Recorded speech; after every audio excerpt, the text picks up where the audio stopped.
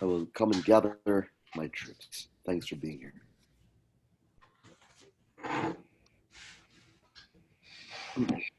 Let me I'm working up this technology to stream onto my TV set. Where's Tim when you need him, you know? Yeah. Yeah, I know. Okay.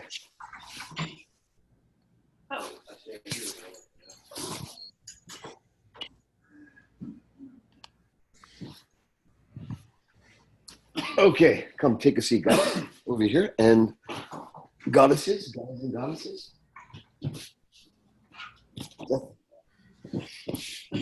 And then I'm going to, in the moment when we all gather, I'm going to introduce you to my good friend. Sure, I would love one too, please. There's blankets behind there for anyone who wants to get cozy. Yeah. Okay. He's not roommating. Okay. Are you guys roommates? Yeah. Oh, that's awesome. Let me go grab your book.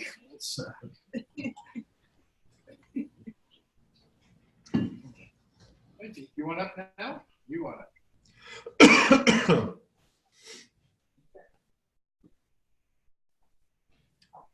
You guys are all comfy out there, huh? Yes. Yes.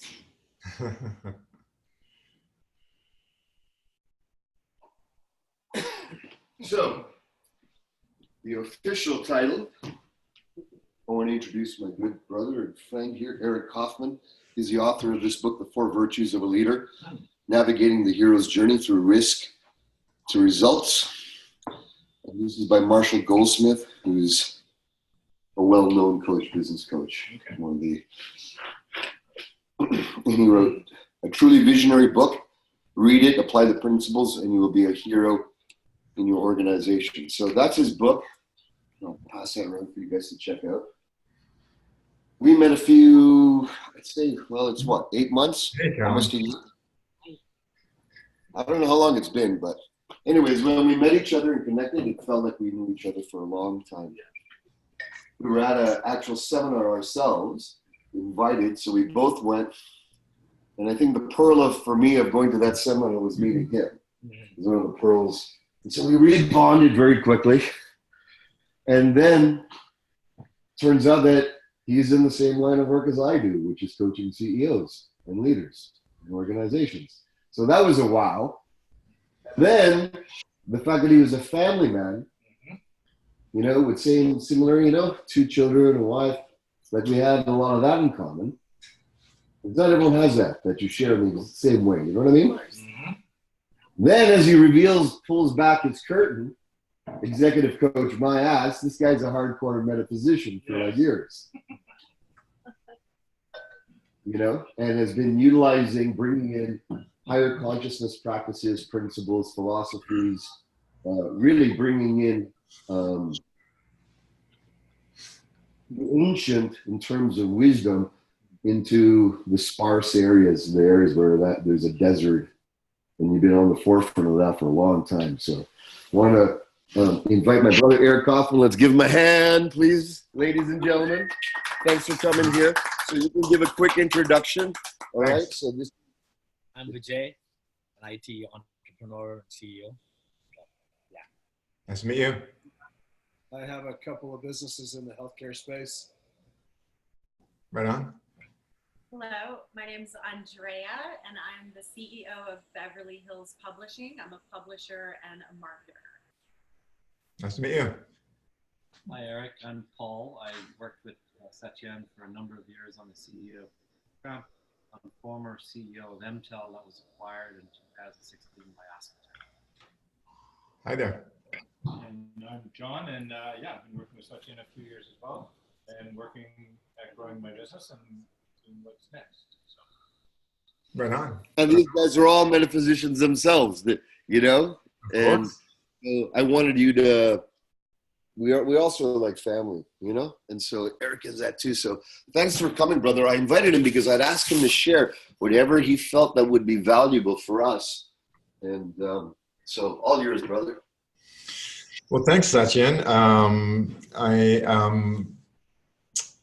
I have to kind of adjust my energy field to where you guys are at, right? Because I've been in the office with clients all day, and you guys are in this like beautiful vibe right now. So I'm gonna take that on and enjoy it. I guess I'll start with the book. So the Four Virtues of a Leader. So I was I was 19 years old, and I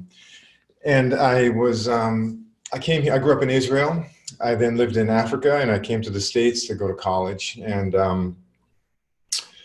when I came here, I just went off the rails in no time at all. Like, you know, by the time I'd finished 2 semesters of college at San Diego State University, they disenrolled me, which means they kicked me out of college. I was within a year of coming to America, I knew most of the lyrics of the Grateful Dead songs. I had deep experience with all the various psychedelics that were hanging around the 1980s. I don't know if you've been to Israel, but there's not a lot of blonde humans there. I came to Southern California. It was just blondes everywhere. And it was just this debaucherous, delightful exploration that ended up being kicked out of college. And I realized in short order, I had to get something out of control, under control. And what I had to get under control was not the world or the blondes or the Grateful Dead, was here. This was out of control. And so, so 80s Dead was really good though. yeah. 80s Dead was Yeah, the 80s were, I mean, the Dead and Company just played last night in Irvine, you know, so half my friends were over there. But the short version of what I'm going to tell you, and it relates to the book, is that I ended up looking for how do I get under control? And, you know, after a series of experimentations, ended up meeting a woman who was involved in a spiritual community, in a spiritual order. I didn't know what it was. And she said, well, if you want to join, you have to go through a series of interviews. And I said, all right, so I'll do the interviews. What the hell, you know? So she said, show up at Denny's and meet these people at this time on a Sunday. So I showed up at Denny's at 2:00, and there's these 3 people, and we'd have a conversation for an hour. And they said, well, you seem sincere, but you're going to have to come back a month from now. But before you come back in a month, read these books and do these exercises and do these practices. And so I said, okay, fine. I did that. I came back a month later, and we had an interview for an hour, and they said, wonderful, you know, you answered all the questions. Do you have any questions for us? I asked questions. They didn't answer anything. They said, read these books, do these practices, come back in a month. So I read the books, I did the practice, I came back in a month. They tested, yes, I did the practices as described. So on the 3rd month when I met them, they said, well, you seem sincere and you're doing the work. And if you would like, we'd be willing to initiate you. Okay, initiate me. So they said, come into the car. So I came in the car, and they said, put this hood on. So I put this black hood on over my head, and they proceeded to drive out of the Denny's parking lot and drive me down to, I don't know if anyone here knows San Diego, way down in the south, Chula Vista, literally on the border with Mexico. I didn't know where we were going. I couldn't see anything out of the black cloth. We get to this, you know, this property. They open the gates. We drive in. They close the gates. I'm hearing all this, right? They remove my hood. I'm in some property. There's horses. There's goats. There's giant pile of manure where you get all the horse manure together and turn into compost. And I was initiated that day. And so that was my introduction to the order.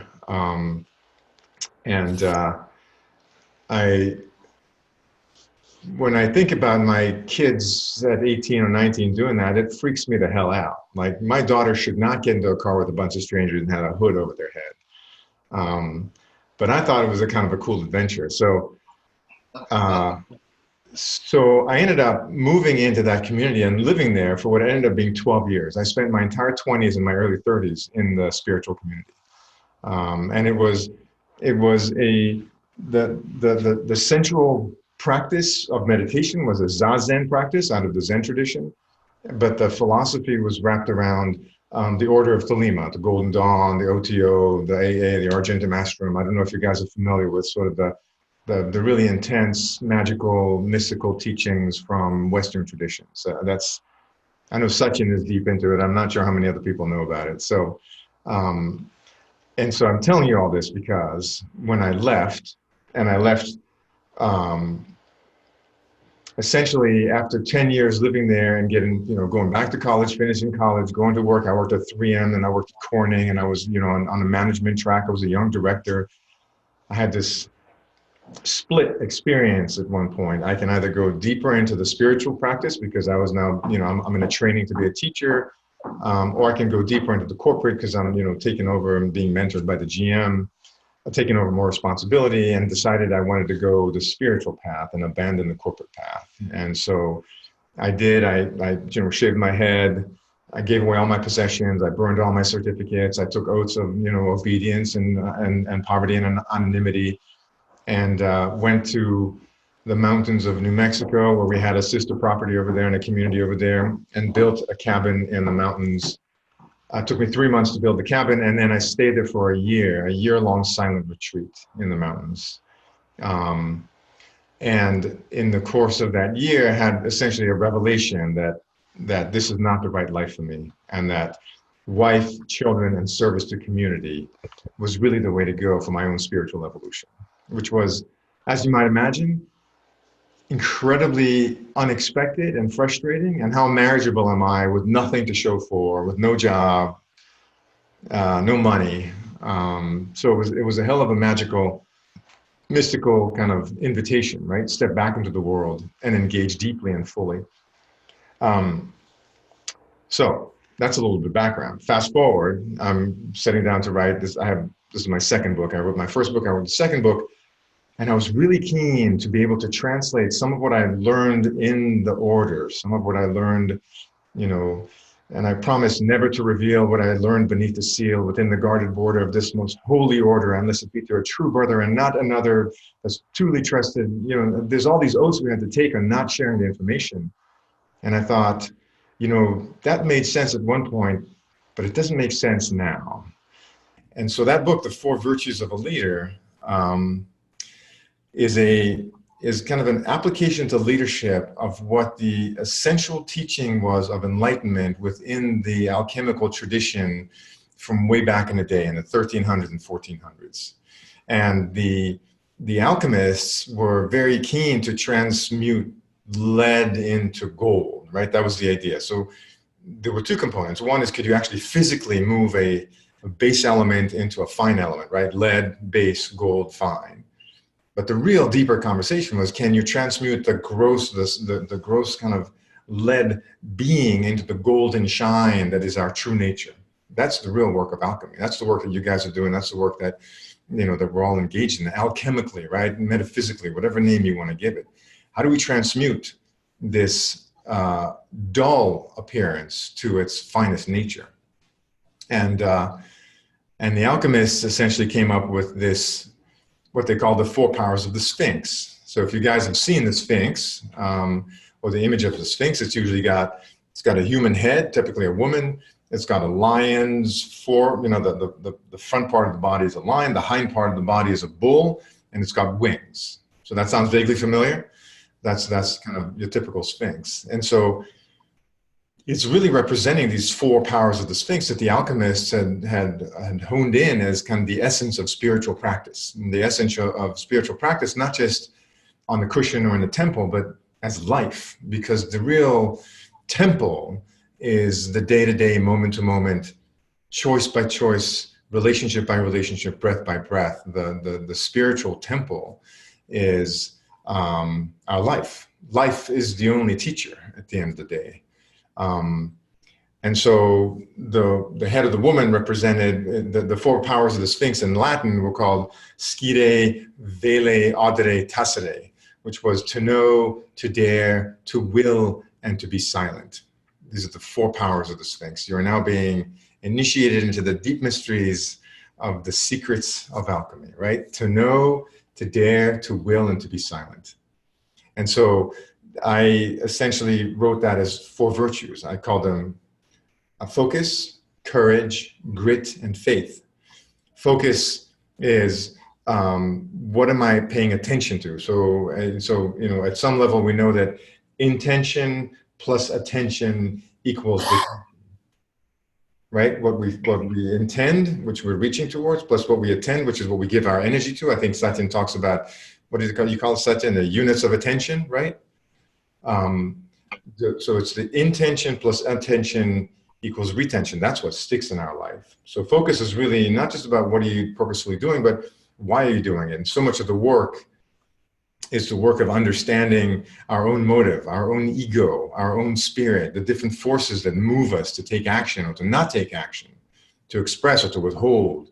The whole structure is really about understanding and soothing that part of us that wants to be so defensive. But understanding that is focus, is to know.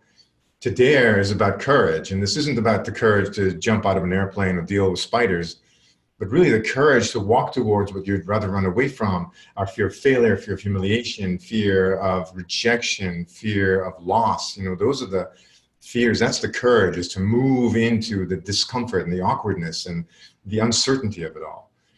And then to will is about grit and perseverance and discipline. How do we stay the course?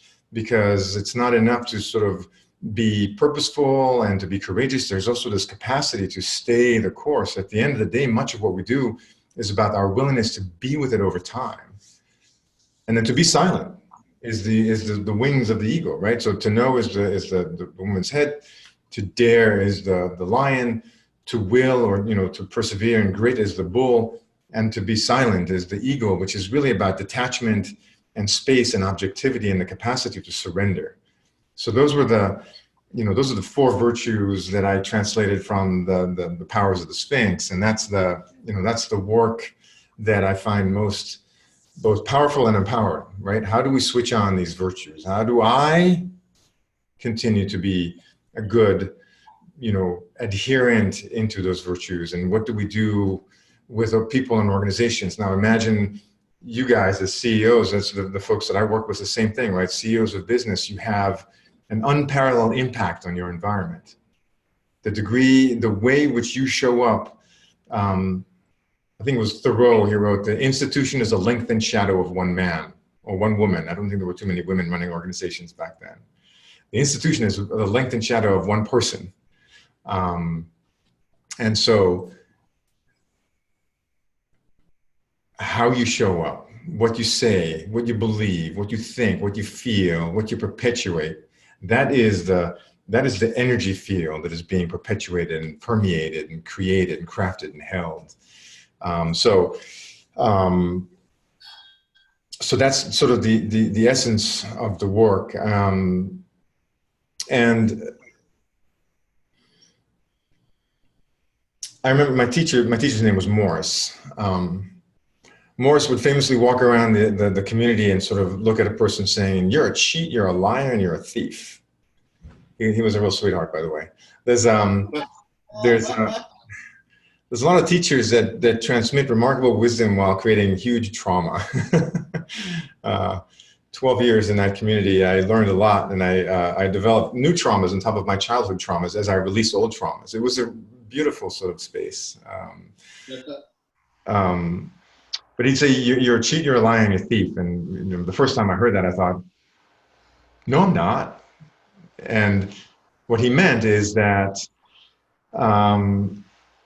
we deceive ourselves, right? And we cheat ourselves, and we steal from ourselves. And the issue is that, and here's the work that you and I are doing,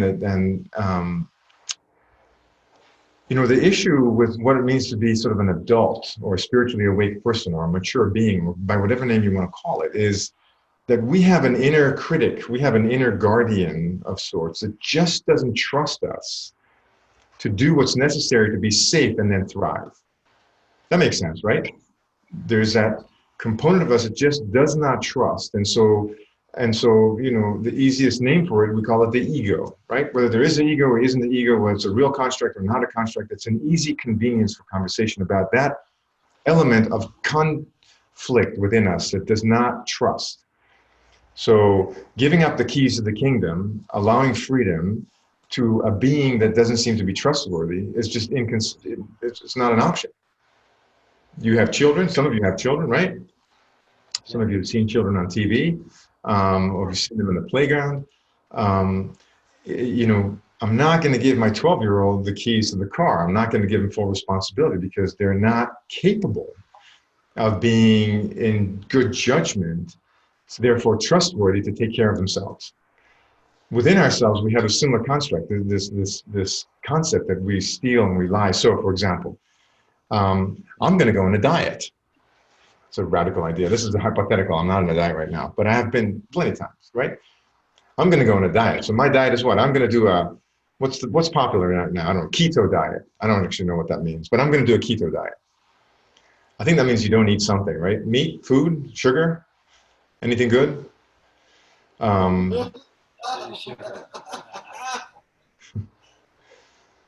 So I'm on this diet, but then, you know, I'm 3 days into it and I'm like, oh man, I really want this, you know, cookie. And it seems so good and it seems so right. And you know what? I've been so good for 3 days. I know I'm into this for 30 days, but one cookie is not, come on, it's not that bad. Is that somewhat of a familiar conversation? Call it what you will, right? Going to the gym, doing the diet, calling back that person, dealing with the person, you know, dealing with your teammate who's been misbehaving and you need to sort of deal with them a month ago. When we say one thing to ourselves and then we don't follow through, I think Satyen would talk about that as integrity, right? When we're out of integrity, when we're not whole with our word. Every time I say something and then I pull away from it, I basically am demonstrating that I'm not trustworthy. I just lied. And in that lie, I cheated myself from the vision that I had for myself. Are you following where I'm going with that? And that was my teacher's essence, was that lack of integrity, that lack of alignment between what we intend and what we do, is this constant buildup of plaque on our consciousness that has us then not trusting ourselves. So if I don't trust myself, if I don't trust somebody, if I don't trust a person, I'm not going to give them full authority and autonomy. You guys are CEOs, right? You dole out autonomy to people when they've demonstrated good judgment and you trust their judgment, right? There's not a person in the organization that you've given stuff to without affirming in some way that they deserve that kind of power and authority and autonomy. Inward is the same thing. So how do we get to the point where we are not in this dimension of lying and cheating and stealing? And so here's the work. You guys are sitting around as a group, focused intensely on that, right? The aspectics, all these various works are really at, you know, the polarity integration. These are all elements to reduce that constant conflict between one part of you and another part of you. And it's so critical because without that trust within, it's very hard to get peace, because we have this conflict within ourselves. Now, even if you do have trust, it's still, you know, no guarantee that you'll have eternal peace. I woke up this morning and I was just gripped in an energy state that was what I would call anxious. This anxiety was just in my body, just an intense anxiety. I've done the work of integration and honoring and respect and healing and trauma, and still I woke up. It's 5:30 in the morning, and I got this. You guys ever had that? Like just an anxious. It's an energy in the chest and in the gut, and it actually produces heat, right? And I thought, oh, all right, well, welcome, thank you. I mean, I both mean it and would rather it weren't there, but it's there, right? So what do I do? So I'm now 33 years now into meditation practice. Does anyone meditate? I don't know if you guys are meditators or not. Oh, cool. All right. Right audience. So what is meditation essentially?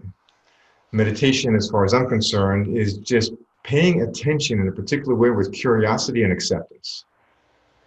That's really what we're doing when we're meditating. We're paying attention with curiosity, which means I'm wondering, and acceptance, which means I receive it as it is. Paying attention with curiosity and acceptance. And with that, we start, you know, things come forth of that, like, you know, compassion arises from that, and kindness arises from that. But, you know, it's really being present to reality as it is, paying attention with curiosity and acceptance. So I have this wave, this intense energy in my body. I get up, I go to my meditation. I have a meditation temple in the backyard. I sit there for about an hour. And all I'm doing at that point is paying attention with curiosity and acceptance to this intense energy in my body. And you know what it's like? This is where sort of focus and courage and grit and faith all come together. They all come together, because what I'm doing is essentially, I'm saying there's a very aversive, unpleasant experience happening for me, both in the physical and mental and emotional level. And it's like a frozen lake, and I'm just going to jump right on top of that ice and plunge in. I'm not going to run away. I'm not going to leave it. I'm not going to ignore it. I'm going right to the heart of it. And I think part of what we do as awakened beings is we welcome reality. We welcome life. And life can be this wonderful, flowing, powerful energy that is in your root. It can be this wide open heart. It can be total flow in life. And it can be times when it's also, you know, unpleasant, undesirable, confusing, and uncertain. There's lots of tools and techniques to do that. But I'm really wanting to sort of remind you and invite you as you're doing this work to willingly stay with whatever shows up. In the practices you're doing, Satyen, you know, I've gone through Satyen's work. Some of it, those practices work when you stay real present to it. The meditation practice is that. It's curiosity and acceptance of what is. As I sat there for an hour, just really not losing myself in this identity, nor pushing it away, but just being real present to it. And asking, in the Zen tradition, you ask, what is this? What is this? You guys know that practice? What is this? The practice of what is this is not an intellectual inquiry to say what's going on. The practice of what is this is how do I drop into the body and into present reality and simply experience it. What is this? Not do I understand it, but can I really be present to it? And being present until it was no longer necessary, being present to that energy is essentially allowing that energy to manifest, to unfold, and to get integrated and to move. By the time I got up from my meditation, I was really feeling joy because I integrated the energy. Do I know exactly what it's about? I have some ideas. Does it matter? Not as much. What matters is that I stayed with it until it integrated. I stayed, you know, when we do the duplication, that's in real time, staying present to the energy, holding it with such intimacy that it integrates. And that's kind of the invitation to what the meditation practice is. And this work as CEOs, the more you can integrate, the more you can stay present to current reality as it is and neither push it away, nor intellectualize it, nor succumb to it, but stay present to it in real time, the more power you have available to you and the better your decisions and relationships and outcomes. So,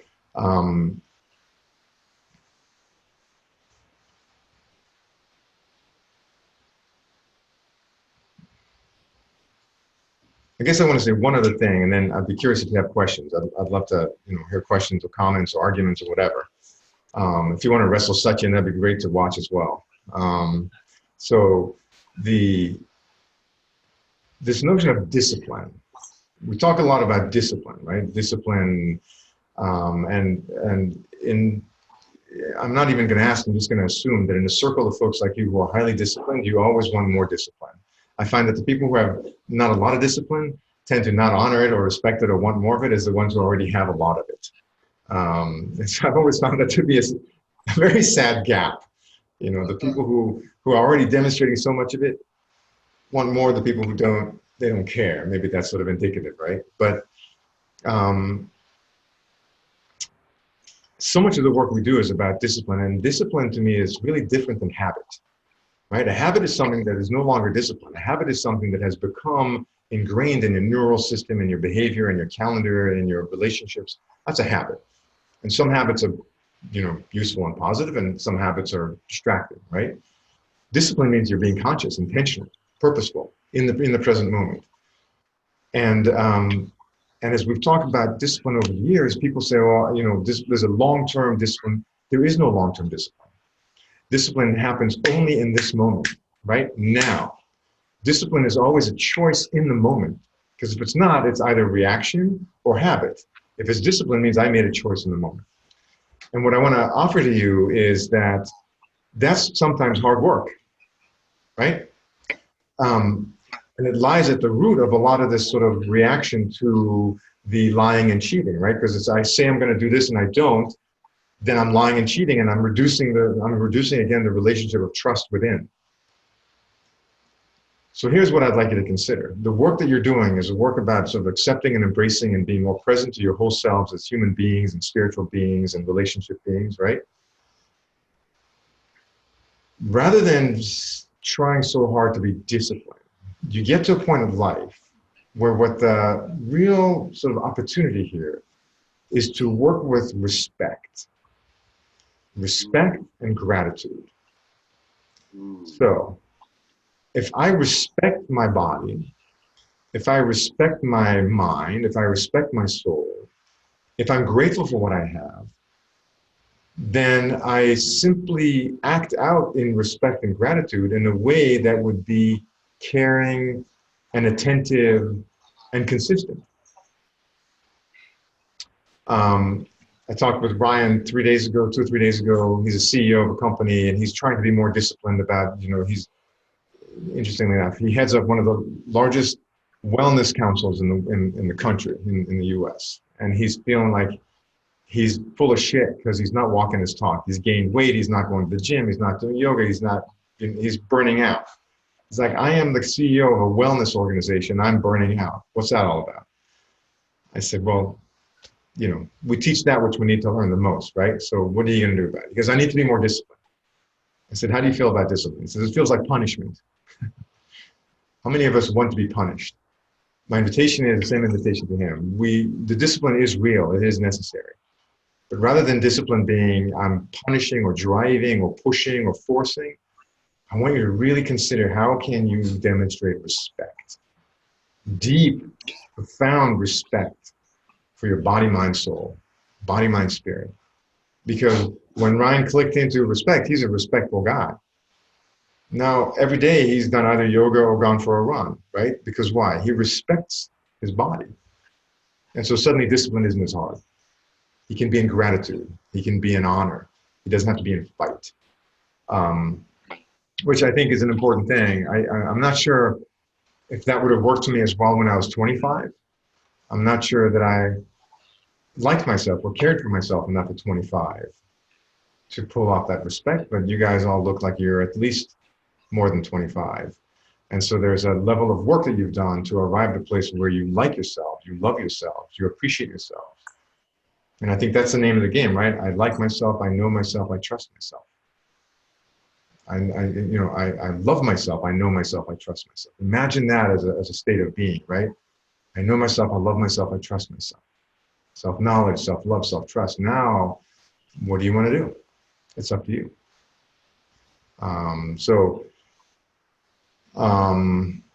We add, like, I respect myself. Sure, you can add I respect myself. To me, the respect is more operational, right? But sure, I love myself, I know myself, I trust myself, I respect myself. I think for me, much of this game, as I mentioned, we've got to earn that trust. We've got to earn that trust. In the absence of trust, we internally are not integrated, not aligned. And so are not willing to give ourselves the permission to be in the fullness of who we are. The work of integration, the work of duplication, the work of polarity, the work of all those are so we can reduce the splintered many me's. There are many me's wanting many things. And when we can reduce those splinters and have internal harmony, there's trust. Because I know that I can be trusted. And when I know that I can be trusted, I can relax. Because I'm trustworthy and I can do what I want. So that's what I got spontaneously. What do you have? I mean, what questions do you have? What do you want to argue with? What do you want to explore? So you were saying that I respect myself is not a good idea to add, because that has to be earned after we follow these 3 disciplines. Is that what it is? Or? Okay, say that again. I'm having a hard time hearing you. I respect myself. When I requested you later, can we add that? You're saying that it's not a good idea to add it because you have to earn the respect. And that can be earned once you trust these 3. I mean, you love yourself, trust yourself, and know yourself. I'm saying that, if it resonates for you, then add it. I mean, this is not intended as anything more than sort of a guide piece, right? But what I know is knowing myself is critical, because if I don't know myself, I'm at a loss. loving myself, and you can say respecting or loving, right? And trusting myself, because those are the elements that, you know, the respect to me is for me personally, it's more of a process, right? I operate from respect in order to gain that knowledge, love, and trust. But if it works for you to add that in, rock and roll. Now it's 4 of them. Yeah. I have a question.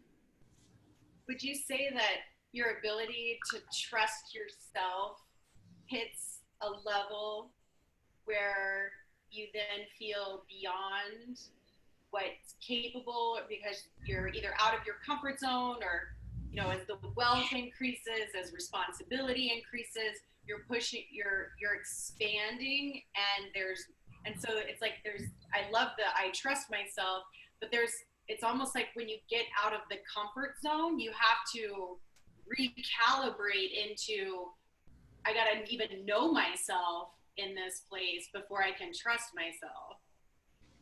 And do you have any tools around that expansion as it's like you trusted yourself when you ran a certain level of company, and you can do that, but now the company's growing, and in many of our cases it's, you know, skyrocketing, exploding, all this new energy is being attracted, and so there can be this sense of not knowing myself. So how do I even trust the trust of when you're expanding and growing? So I'll make a distinction between, because what you're describing has to do with sort of situational conditions that are beyond our experience, right? So that's exactly right. You've grown, and now sort of what got you here won't necessarily get you there, right? So I'm going to make a distinction between self-confidence and self-esteem. So I guess the easier way to think about this is think of a tree trunk, right? There's a trunk of the tree. Inside the tree there's the core, right? From the outer ring to the inner ring, there's the core of the tree, and then the very outside of the tree is the bark, right? Self-confidence is the bark.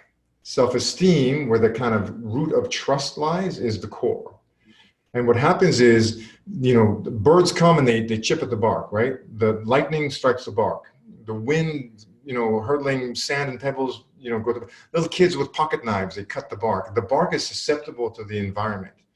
And so that's our self-confidence. It can be strong and thick, or it can be chipped way down, right? So that self-confidence you're describing, or my interpretation of it is, right, you get this growth and suddenly, holy shit, can I do this? I don't know that I have the confidence based on my experience.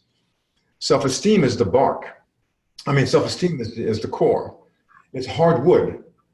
And that gets cultivated over time and gets harder and harder and harder. Now, if a storm is big enough, it can break the whole damn thing, right? Or there's ways that the core can get damaged, but it takes way more work to damage the core. It also takes way more work to build the core. And so the trust that I'm referring to is really the self-esteem, that basically the trust is that I believe that I can handle whatever I need to handle. Do I have the tools and skills, the resources, the knowledge, the experience? That changes. That's the bark, right? So as you grow, the outer edge, and so you could be really, really successful and competent, and then you suddenly, you know, you acquired a company, or you grew, you took on a new leadership team, you started a new strategy, you opened up a new division, and your confidence wanes. That's normal, right? Because you don't necessarily have the skills and experience, but that's self-confidence. That's different than self-esteem. And self-esteem is built on this trust, this inner sense of I am intact. So, you know, to your question, when I woke up this morning in this anxiety, it was what I identified as in part that I'm going into places I haven't gone to before. It's exactly what happened, right? I'm suddenly out of my comfort zone.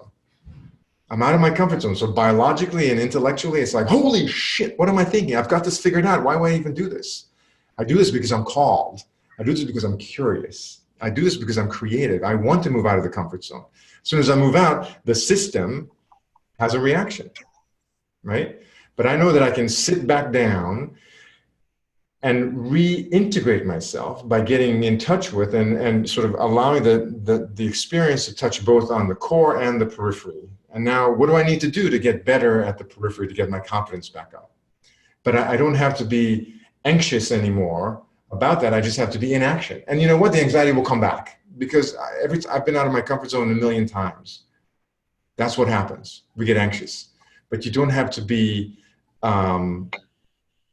You can be anxious and still maintain yourself that trust in your inherent capacity, and still have doubts about your ability to do what needs to be done. Does that make sense?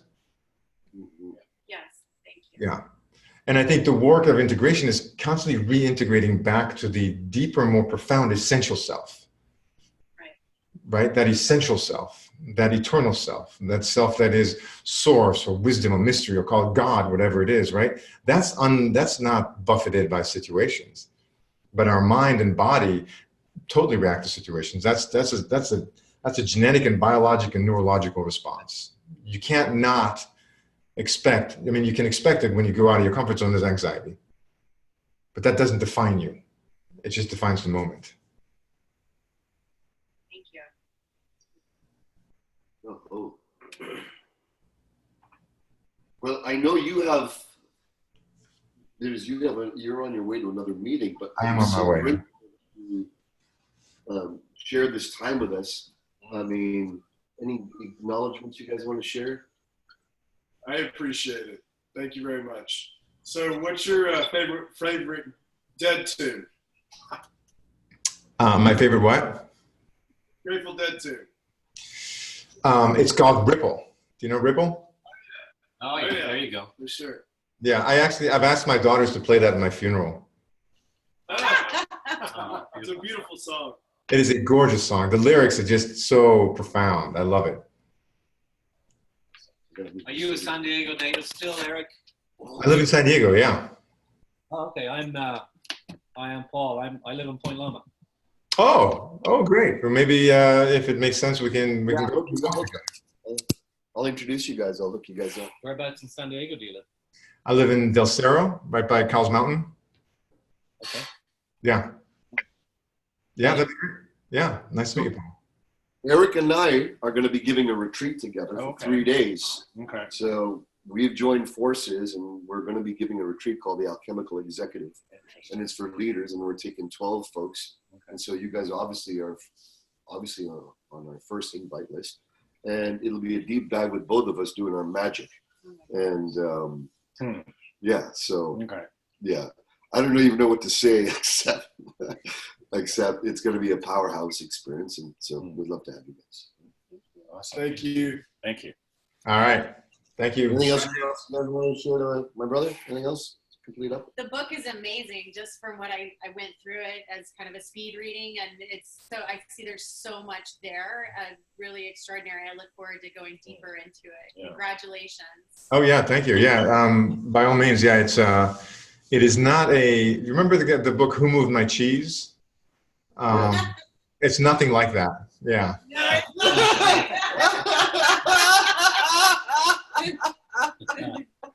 Yeah. This is actual substance. I wrote the book like I do my work. It's intended to inform, disturb, and enlighten, right? I think Who Moved My Cheese was intended to entertain and placate. So different angles. Yeah. All right. Thank you, bro. Thank you. Your experience and your wisdom. Love you. Thank you. Love you. Thank you. Yeah. See you guys.